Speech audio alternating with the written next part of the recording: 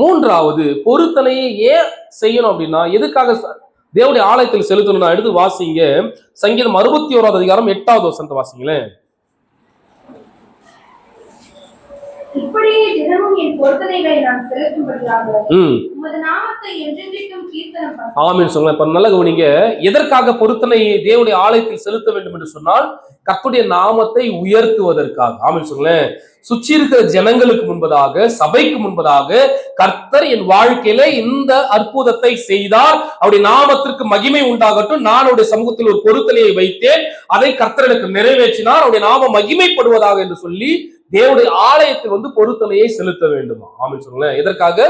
கர்த்தருடைய நாமம் மகிமைப்படுவதற்காக. அப்ப பொருத்தனை என்பது நல்லா புரிஞ்சுங்க, வீட்டுல உட்கார்ந்து எழுதுவதோ அல்லது நீங்களே டிசைட் பண்ணிட்டு ஜெபிப்பதோ, அல்லது பொருத்தனை என்பது நான் அதிகாலை எழுந்திருப்பேன் என்பது, இந்த மாதிரி கமிட்மெண்ட், இதெல்லாம் பொருத்தனை அல்ல, இதெல்லாம் ஒரு கமிட்மெண்ட். இதெல்லாம் செஞ்சீங்கன்னா உங்க வாழ்க்கைக்கு இது ஆசீர்வாதம், உங்களுடைய ஸ்பிரிச்சுவல் லைஃப்ல ஒரு growth இருக்கும். ஆமென் சொல்லுங்களேன். ஆனா உண்மையான பொருத்தனை என்பது செலுத்தப்பட வேண்டும். அந்த காலகட்டத்தில் என்ன பொருத்தனை செய்வாங்கன்னா, ஒரு ஆட்டையோ மாட்டையோ பலி கொடுக்குறேன்னு என்ன பண்ணுவாங்க? பொருத்தனை பண்ணுவாங்க. அதை கொண்டு தேவனுடைய சமூகத்தில் பலியாயிடுவார்கள். இது ஒரு பொருத்தனை. எல்லா விதத்திலும் அவனுக்கு விளைகிற எல்லா காரியங்களிலும் காணிக்க நான் படைக்கிறான்னு சொல்லி பொருத்தனை செய்து கொள்ளாது கர்த்தருடைய சமூகத்தில் என்ன பண்ணுவாங்க?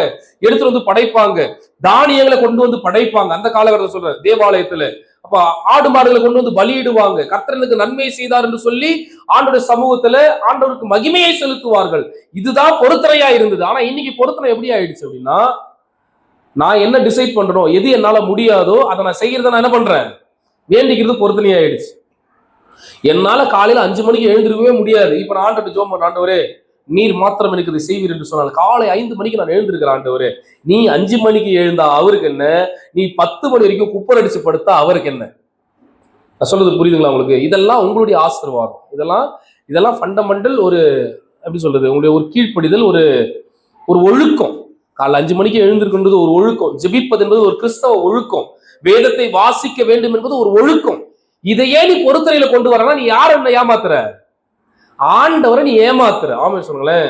அப்ப இது பொருத்தனை அல்ல. இந்த பொருத்தனை நீ செஞ்சா இதுக்குண்டான பலனும் உனக்கு கிடைக்காது, இதற்குண்டான ஆசீர்வாதம் உனக்கு கிடைக்காது. நீ பொருத்தனைன்னு சொல்லி உன்னை ஏமாத்திட்டு இருக்கிற. நான் இந்த பொருத்தனை ஆண்டவர் சமூகத்துல வச்சேன், இன்னும் ஆண்டவர் எனக்கு கேட்கவே இல்லை.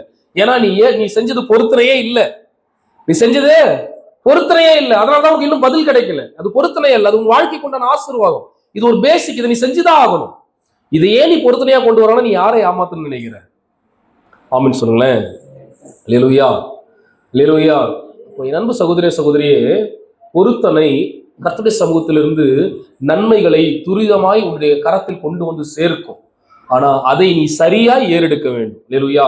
எதுக்காகனா, ஆபத்து நேரத்துல உங்களுக்கு இது உதவும். பாருங்களேன், இன்னைக்கு எடுக்கிற வசனம் ஏதோ ஒரு காரியத்துல நீங்க எதுக்குடா சம்மந்தம் இல்லாம இதெல்லாம் பேசிட்டு இருக்காங்க, ஏதோ ஒரு ஆசீர்வாதமான ஒரு வார்த்தை வந்தா எனக்கு நல்லா இருக்குன்னு நீங்க நிறைய பேர் வந்திருக்கலாம்.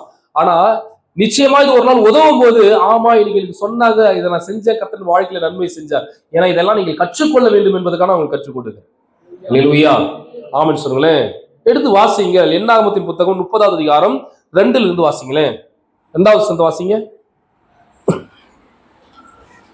ஒருவன் கர்த்தருக்கு யாதொரு பொருத்தை பண்ணினாலும் அல்லது யாதொரு காரியத்தை செய்யும்படி ஆணையிட்டு தன் ஆத்மாவை நிபந்தனைக்கு உட்படுத்தி கொண்டாலும் அவன் சொல் தவறாமல் தன் வாயிலிருந்து புறப்பட்ட வாக்கின்படி எல்லாம் செய்ய. நல்ல கவனிங்க, நீ பொருத்தனை செய்யறது பாவம் அல்ல, பொருத்தனை நீ செய்யாம இருந்தாலும் பாவம் அல்ல. அல்லேலூயா. வசனம் அதான் சொல்லுது. நீ பொருத்தனையே ஆண்டவர் கேட்கவே இல்லை, நீ இதை கொடுத்தாதான் அவனுக்கு செய்வன்னு ஆண்டவர் எந்த இடத்துலயும் சொல்லல. எப்பா நீ இந்த பொருத்தனையை சொல்லு, அப்பதான் நான் உனக்கு என்ன பண்ணுவேன், இந்த ஆசீர்வாதத்தை கொடுப்பேன்னு சொல்லு. நீ உன்னுடைய தேவைக்காக, உன்னுடைய வாழ்க்கைக்காக, உன் வாழ்க்கையில நன்மை துரிதமாய் ஏற்பட வேண்டும் என்பதற்காக நீ ஒரு பொருத்தனை ஆண்டவர் சமூகத்துல என்ன பண்ற, வைக்கிற. ஆனா ஆண்டவர் சொல்றாரு, நீ பொருத்தனை வைக்கணும்ன்ற அவசியம் இல்லை, ஆனா பொருத்தனை செஞ்சிட்டுனா அதை நிறைவேற்ற என்ன பண்ணாத, தாமதம் பண்ணாத. அதுக்கு நீ பொருத்தனை செய்யாம இருந்தாலே நல்லா இருக்கும். ஆமென் சொல்லுங்களேன். நீ பொருத்தனை செஞ்சுட்டு அதை கர்த்தருடைய சமூகத்தில் நீ நிறைவேற்றாமல் இருக்கிறாய் என்று சொன்னால் அது உனக்கு பாவமாய் கருதப்படும். ஆமென் சொல்லுங்களேன். அதனுடைய வாழ்க்கையில பாவம் சாபத்தை கொண்டு வரும், பாவம் சாபத்தை கொண்டு வரும். அப்ப கர்த்தருக்கு சமூகத்துல ஏறெடுக்கப்பட்ட பொருத்தனை நீ நிறைவேற்ற தாமதம் பண்ணினாலே அது பாவம் என்று சொன்னால் ஒரு சிலர் அதை மறந்தே போயிடுவாங்க. அல்லேலூயா. அதை பத்தி கேரே இருக்காது. அவன்கிட்ட நன்மையா வாங்கியிருப்பாங்க, ஆசீர்வாதத்தை பெற்றிருப்பாங்க, ஆனா பொருத்தனை என்ன பண்ண மாட்டாங்க, செலுத்த மாட்டாங்க. அது டோட்டலா மறந்துட்டு இருப்பாங்க. இது உன்னுடைய வாழ்க்கையில கர்த்தர் கொடுக்கிற நன்மைக்கு, இனி வருகிற நன்மைக்கு தடையாய் அமையுமா? ஆமென் சொல்லுங்களேன். உபாகமம் 23வது அதிகாரம் 18 இருந்து வாசிங்க. உபாகமம் 23:18 வாசிங்க.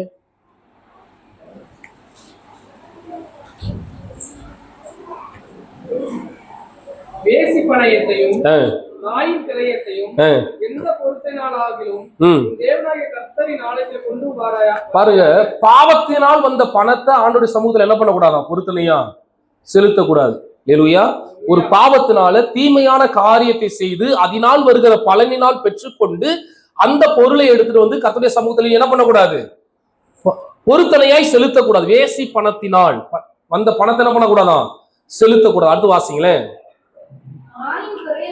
நாயின் கிரயத்தையும். அல்லேலூயா.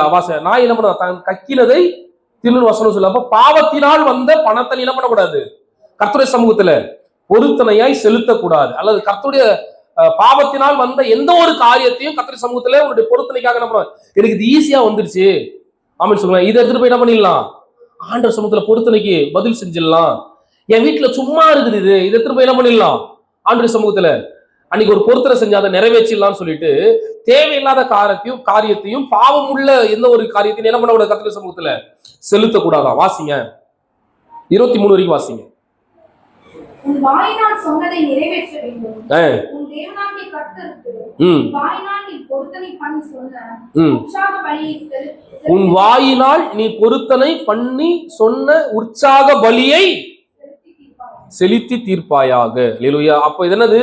100% உன் மேல விழுந்த கடமை. கர்த்தருடைய சமூகத்துல நீ பொருத்தனை வைத்து கர்த்தர் உனக்கு நன்மையை செய்திருந்தால் 100% அதை கர்த்தருடைய சமூகத்தில் வந்து நீ செலுத்த கடமைப்பட்டிருக்கிறாய். இதில் தவறவே கூடாதுன்னு ஆண்டவர் சொல்றாரு. அல்லேலூயா. இதுல என்ன பண்ணக்கூடாதான்? தவறக்கூடாதான். ஆமென் சொல்லுங்களேன். அல்லேலூயா. அடுத்தது வாசிங்க. நீதிமொழிகள் 20வது அதிகாரம் 25வது வசனத்தை வாசிங்க. நீதிமொழிகள் 20:25 வாசிங்க.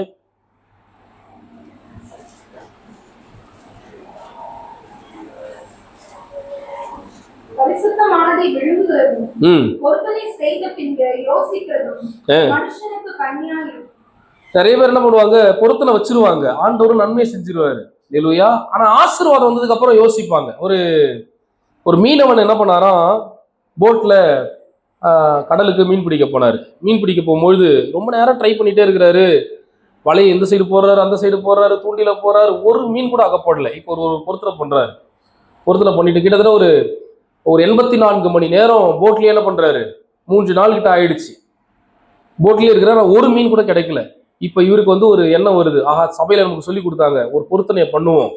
ஆண்டவரே, நான் அந்த வலையை வீசுறேன் அல்லது இது தூண்டில போடுறேன், முதலாவது கிடைக்கிற மீனை நான் உங்களுக்கு என்ன பண்றேன்? செலுத்திடுறேன் அப்படின்னு சொல்லிட்டு ஒரு பொருத்தனையை பண்றாரு. பண்ணிட்டு தூண்டில போட்ட உடனே மீன் கிடைச்சிருச்சு. நல்ல பெரிய மீன். வாங்கி போய் போட்ல போட்ட உடனே ஒரு யோசிக்கிறாரு. கொஞ்ச நாள் கழிச்சு, சரி மீன் என்ன பண்ணிடுச்சு? அகப்பட்டுச்சு. ஆண்டவரே, இந்த மீன் எனக்காக இருக்குது, பெரிய மீன், கொஞ்சம் விலை காஸ்ட்லியா இருக்கிற மாதிரி தெரியுது. அடுத்தது இதை விட சின்னதா ஏதாவது மீன் கிடைச்சு என்ன பண்ணலாம்? ஆண்டவருக்கு செலுத்தலாம்னு சொல்லிட்டு ஆண்டவர் சொல்றாரு, ஆண்டவரே, இந்த மீனை நான் எனக்காக வச்சுக்கிறேன், அடுத்த வலையை போட்டு நான் உங்களுக்கு என்ன பண்றேன்? மீனை உங்களுக்கு கொடுக்குறேன் ஆண்டவரே அப்படின்னு சொல்லிட்டு. அப்போ இது ஒரு சின்ன ஒரு சம்பவம், உண்மையா நடந்த ஒரு சம்பவம். இப்போ இப்படிப்பட்ட பொருத்தனை ஆண்டவர் என்ன பண்ண மாட்டாரு? அக்செப்ட் பண்ண மாட்டார். இல்லையா? நீ என்ன சொன்ன? உன் வாயினால ஆண்டவரே முதலாவது கிடைக்கிற மீனை ரெண்டாவது கிடைக்கும் கிடைக்கல அதெல்லாம் இல்ல, நான் முதல் தூண்டில் என்ன பண்றேன்? உங்களுக்கு கொடுக்குற ஆண்டவரே நீ பொருத்தனை பண்ணனா நீ ஆண்டவருக்கு அதை என்ன பண்ணணுமா? கொடுத்து தீர வேண்டும்.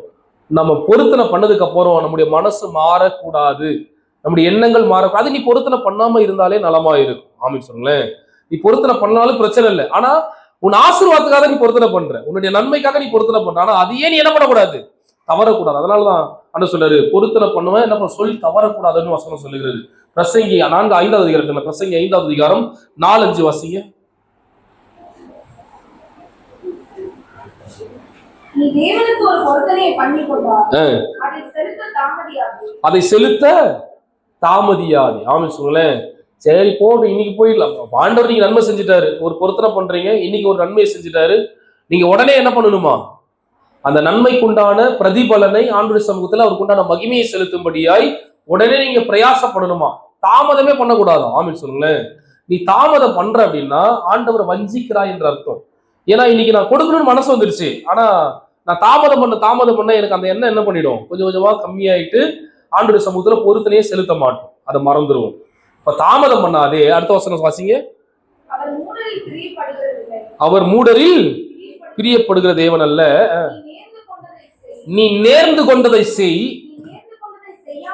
நீ நேர்ந்து கொண்டதை நீ நேர்ந்து கொண்டதை செய்யாமல் செய்யாமல் இருப்பதை காட்டிலும் நேர்ந்து கொள்ளாதிருப்பதே நீ நேர்ந்து கொள்ளாமல் இருப்பதே நல்ல. உனக்கு உன் ஆண்டவர் கேட்டாரா இதை செய்யி இதை செய்யாதன்னு சொன்னாரா? நீ எதனா நேர்ந்துகிட்ட, நீ எதனா பொருத்தனை பண்ணிட்ட. ஆனா பொருத்தனை பண்ணிட்டு ஆண்டவர் கொடுத்ததுக்கு அப்புறம் அவர் வஞ்சிக்கிறாயே, இது எந்த விதத்தில் உனக்கு நியாயம் சொல்லி ஆண்டவர் கேள்வி கேட்கிறார். அது நீ நேர்ந்து கொள்ளாமலே இருக்கலாமே, நீ ஆண்டவர் சமூகத்துல பொருத்தனை வைக்காமே இருக்கலாமே. அல்லேலூயா, ஆமென் சொல்லுங்களேன். இப்ப நண்பு சகோதரியே, கர்த்தருடைய சமூகத்தில் ஆசீர்வாதங்களை பெற்றுக்கொள்வதற்கு நாம் பொருத்தனைகளை செலுத்துவோம் என்று சொன்னால், பொருத்தனை செய்வோம் என்று சொன்னால், அந்த நன்மை நமக்கு விரைவாய் துரிதமாய் ஆண்டவர் நமக்கு கொடுக்கிற தேவனாய் இருக்கிறார். ஆனா ஒன்னே நம்ம மறந்து போகக்கூடாது, எந்த விதத்திலும் நாம் நேர்ந்து கொண்ட பொருத்தனையை செலுத்துவதற்கு நாம் தவறக்கூடாது. அல்லேலூயா. இந்த கர்த்தருடைய சமூகத்தில் பாவமாய் பார்க்கப்படும். இந்த பாவம் உன்னுடைய வாழ்க்கையில சாபத்தை கொண்டு வரும். இனி வருகிற நன்மைக்கு, இனி வருகிற ஆசீர்வாதத்திற்கு, இனி கர்த்தருடைய நம்பிக்கைக்கு பாத்திரமான என்ன பண்ண மாட்டாரு. ஒருத்தர் திரும்ப இன்னைக்கு கிரெடிட் ஸ்கோர் எத்தனை பேர் கேள்விப்பட்டிருக்கீங்க? பேங்க்ல கிரெடிட் ஸ்கோர், எதுக்கு கிரெடிட் ஸ்கோர்னு வச்சிருக்காங்க? நீங்க ஒரு முறை லோன் வாங்கி கரெக்டா கட்டினீங்கன்னா அந்த கிரெடிட் ஸ்கோர் இன்க்ரீஸ் ஆகிட்டே இருக்கும். அடுத்த முறை நம்பி உனக்கு என்ன பண்ணுவாங்க, லோன் தருவாங்க. நீ வாங்கி திரும்ப நீ கட்டிக்கிட்டே இருக்கிற அப்படின்னா திரும்ப உனக்கு என்ன பண்ணுவாங்க, உன்னை நம்பி அந்த கிரெடிட் லிமிட் இன்க்ரீஸ் ஆகிட்டே இருக்கும். முறை 10,000 முறை நான் லோன் எடுத்தேன், 30,000 லோன் எடுத்தேன். அல்லேலூயா, 30,000 லோன் எடுத்தேன்.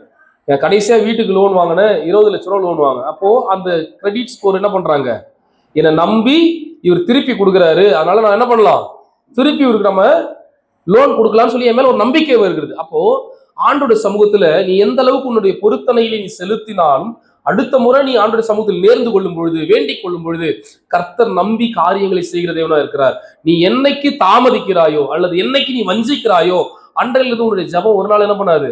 ஏன்னா நீ சொன்ன உன்னுடைய வார்த்தையை நீ என்ன பண்ணல, ஹானர் பண்ணல. You are not honour your word. நீ உன்னுடைய வார்த்தையே ஹானர் பண்ணல.